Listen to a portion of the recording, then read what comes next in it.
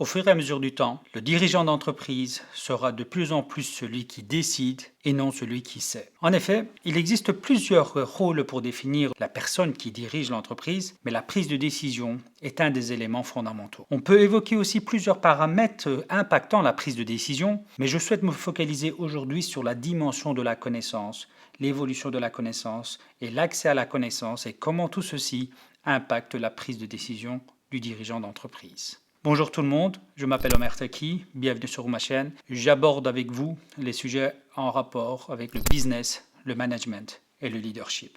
Si vous êtes intéressé par ces sujets, n'hésitez pas à vous abonner à la chaîne. Et aussi, si vous souhaitez avoir plus d'informations concernant mes activités, n'hésitez pas à aller consulter mon site internet www.omertaki.com. Revenons dans le sujet. On peut avoir trois niveaux d'analyse. Premièrement, les facteurs externes, ensuite les facteurs internes et bien évidemment l'évolution des rôles et des fonctions dans l'entreprise. Si on commence par les facteurs externes, l'évolution des outils, le développement d'Internet, l'évolution de la connaissance et surtout et principalement la facilité d'accès à la connaissance permettent à chaque collaborateur qui souhaite se développer dans n'importe quel domaine de se mettre à niveau et de contribuer, de mettre à disposition de l'entreprise toutes ses connaissances. Prenons un cas. Un collaborateur qui se développe dans le domaine du marketing et qui souhaite améliorer ses connaissances, aujourd'hui peut facilement lire plusieurs livres sur le sujet, écouter des conférences d'experts sur YouTube et ou participer à des séances de formation, des programmes de formation en externe pour pouvoir développer ses compétences et ses connaissances. Et ensuite, le collaborateur peut mettre à disposition donc toutes ses connaissances acquises au sein de l'entreprise.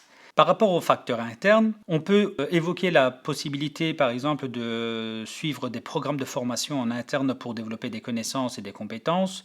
On peut aussi constater dans des grandes entreprises le développement d'un centre de formation en interne spécialement réservé aux collaborateurs pour, premièrement, partager des connaissances générales et aussi partager aussi des connaissances reliées à l'activité, au développement de l'activité, aux produits et aux services, comme par exemple le savoir-faire de l'entreprise. Troisième niveau que l'on peut analyser, c'est l'évolution des rôles. Alors, il est compliqué aujourd'hui d'établir tous les cas en une capsule vidéo, mais focalisons-nous sur ce cas. Le dirigeant d'entreprise, au fur et à mesure du développement de son activité, prend de la hauteur. Et lorsque le dirigeant de l'entreprise prend de la hauteur, il commence par exemple à s'occuper de plus en plus de sa stratégie, du développement de ses projets, puis passe beaucoup de temps d'analyse et de réflexion sur le développement de son activité de manière générale. Donc de ce fait, le dirigeant d'entreprise n'a plus vraiment le temps de s'occuper de quoi? De la partie opérationnelle, de la partie technique peut-être du projet d'entreprise.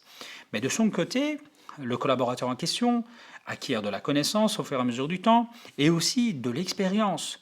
Et le fait d'acquérir de l'expérience, des connaissances en parallèle, lui permettent donc de développer son savoir-faire relié à l'activité de l'entreprise. Et tout cela fait en sorte que le collaborateur commence à avoir donc un savoir-faire, des connaissances beaucoup plus élaborées par rapport aux connaissances initiales. Donc, en résumé, si on reprend possibilité donc d'acquérir de la connaissance par rapport aux facteurs externes, par rapport aux facteurs internes, et aussi la connaissance acquise au fur et à mesure de travailler sur le sujet et donc d'acquérir de l'expérience et des connaissances et de développer le savoir-faire. Et donc l'ensemble de ces trois facteurs impactent le fait que le dirigeant d'entreprise ne dispose plus du savoir, n'est plus la personne qui sait et donc devient de plus en plus la personne qui devra décider. En résumé, le savoir étant mis en commun, la légitimité du dirigeant d'entreprise ne sera plus sur le fait de savoir, plutôt sa capacité à prendre une décision après avoir collecté l'ensemble des données,